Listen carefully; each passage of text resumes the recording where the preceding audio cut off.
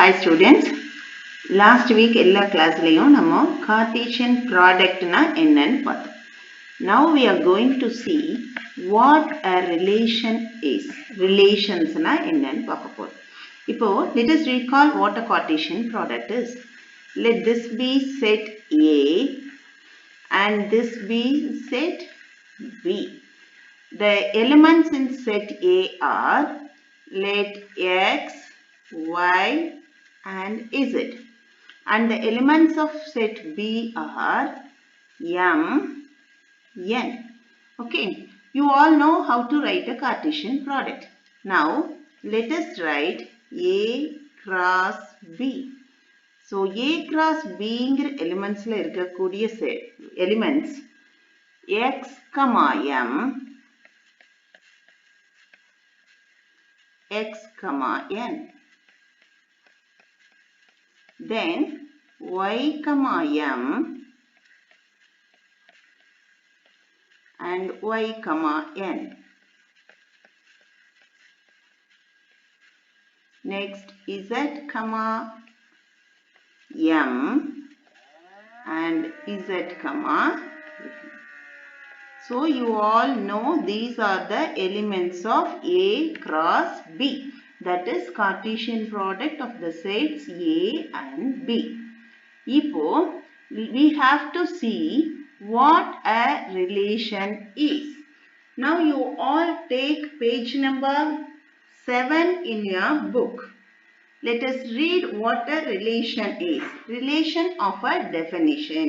Let us read it first. Let A and B be any two non-empty sets. A relation R from A to B is a subset of A cross B satisfying some specified conditions. If X belongs to A is related to Y belongs to B through R, then we write it as X relation Y. Okay, so this is the definition of a relation. இப்போ let me explain what a relation is. Okay, இதே ரெண்டு set எழுதிக்கலாம் நம்ம A and this be B. இப்போ இந்த செட்டுக்குள்ள இருக்கக்கூடிய எலிமெண்ட்ஸும் அதையே எழுதிக்கலாம். Okay, X, Y, Z and the elements of set B M, N. Okay, இப்போ நாம ஒரு செட்டை டிஃபைன் பண்ண போறோம். That should be a subset of this A cross B. Okay, இப்போ X, M. X, M. Y, X, N. Okay, X, N. Then Y, M. Y, M. Then Z, M. Z, N. இப்போ நான் சில ordered pairs எழுதிருக்கேன். Okay, this is called A relation B. Okay, A relation B. And how can we explain this? இப்போ நீங்க என்ன நினைக்கலாம் அப்படின்னு சொன்னா ஏங்கிற கார்ட்டீசியன் ப்ராடக்ட்னா ஏபிங்கிற ரெண்டு செட்ல இருக்கக்கூடிய எக்ஸ கண்டிப்பா எம் என் ரெண்டு கூடயும் ரிலேட் பண்ணும், ஒய்ய எம் என் ரெண்டு கூடயும் ரிலேட் பண்ணும், இசட் எம் என் ரெண்டு கூடயும் ரிலேட் பண்ணும். ஆனா இங்க ஏ ரிலேஷன் ஆர்ல எல்லா எலிமெண்ட்ஸும் எல்லாத்து கூடயும் ரிலேட் பண்ணணுங்கிற கட்டாயம் கிடையாது. நம்ம எக்ஸ என் கூட மட்டும் ரிலேட் பண்ணியிருக்கோம், ஒய்ய எம் கூட மட்டும் ரிலேட் பண்ணியிருக்கோம், Z with M and also N. This is a subset of this A cross B. சப்செட்னா என்ன? இங்க A or Bங்கிற எலிமெண்ட்ஸ் இந்த செட்டுக்குள் இருக்கக்கூடிய elements X, N, Y, N, Z, M, Z, Nங்கிற எலிமெண்ட்ஸ் இங்க A cross Bல இருக்கு. A cross Bங்கிற செட்ல இருக்கு. அப்போ this A cross Bல இருக்கக்கூடிய எலிமெண்ட்ஸ்ல ஏதாவது சிலது இருந்தா that is called subset. Okay, so இதே elements தான் இருக்கணுங்கிறது கிடையாது. மறுபடியும் we can write some other elements. Okay, let us write some other elements. இப்போ நான் வேற elements எழுத போறேன். x, m, x, n. Then z, m. இப்போ இதுல மூணு எலிமெண்ட்ஸ் தான் இருக்கு இந்த செட்ல. ஆனா இந்த மூணு எலிமெண்ட்ஸும் எங்க இருக்கு? this a cross b ல இருக்கு. அப்போ இந்த மூணு எலிமெண்ட்ஸும் a cross b ல இருக்கறனால this is a subset of a cross b.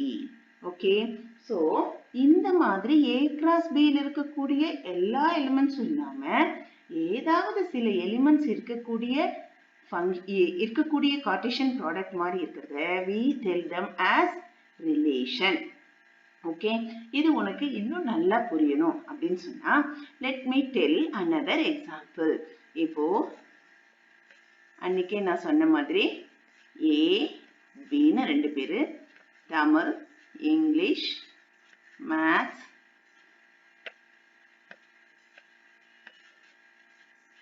Tamil, English, Maths, Science and SS. இப்போ ஏங்கிறவன் 5 சப்ஜெக்டும் படிக்கணும் இல்லையா? And also B has to learn all the 5 subjects. எதையுமே விட முடியாது. இந்த மாதிரி எழுதுறதுக்கு பேரு Cartesian product. Okay, this is called Cartesian product. ஆனா let us see ரிலேஷனுக்கு நான் இன்னொரு எக்ஸாம்பிள் கொடுக்கிறேன். ரிலேஷன்னா என்ன அப்படிங்கிறதுக்கு let us see another example.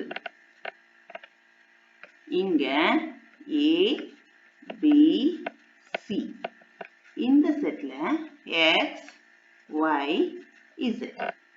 Let this be two sets M and N. Okay, இப்போ A, B, Cங்கிற மூணு பேரு, இங்க X, Y, Zங்கிற மூணு பேரு. Aங்கிறவனுக்கு X ஃப்ரெண்டா இருக்கலாம், Z ஃப்ரெண்டா இருக்கலாம். Bங்கிறவனுக்கு X ஃப்ரெண்டா இருக்கலாம், Y ஃப்ரெண்டா இருக்கலாம். Cங்கிறவனுக்கு இந்த X, Y, Zல யாருமே ஃப்ரெண்டா இல்லாம இருக்கலாம். So Aங்கிறவனுக்கு 2 friends, Bங்கிறவனுக்கு 2 friends, Cங்கிறவனுக்கு ஃப்ரெண்டே இல்லை. அப்படி இல்லாம we can write otherwise also. See, now let us see another example. Aங்கிறவனுக்கு X, Y, Z மூணு பேரு friends. ஆனா Bங்கிறவனுக்கு இந்த மூணு பேருமே friends. ஆனா Cங்கிறவனுக்கு இதுல Y மட்டும் friend. இப்ப இத வந்து பேரா எப்படி எழுதுவோம் நம்ம? A, X, A, Y, A, Z. ஆனா B கூட பேர் இல்ல. அப்போ C, Y அவ்வளவுதான் இதுவும். C க்கு X பேர் இல்ல, Y, Z பேர் இல்ல. இவ்வளவுதான் இந்த செட்ல வரும். இந்த மாதிரி ஏதோ ஒரு எலிமெண்ட் கூட ஏதோ ஒரு எலிமெண்ட் B ல இருக்கக்கூடியதை பேர் பண்றதுக்கு பேர் தான் relation. This is the difference between Cartesian product and a relation. Cartesian product na every element in a set X or M is related to each and every element in set Y.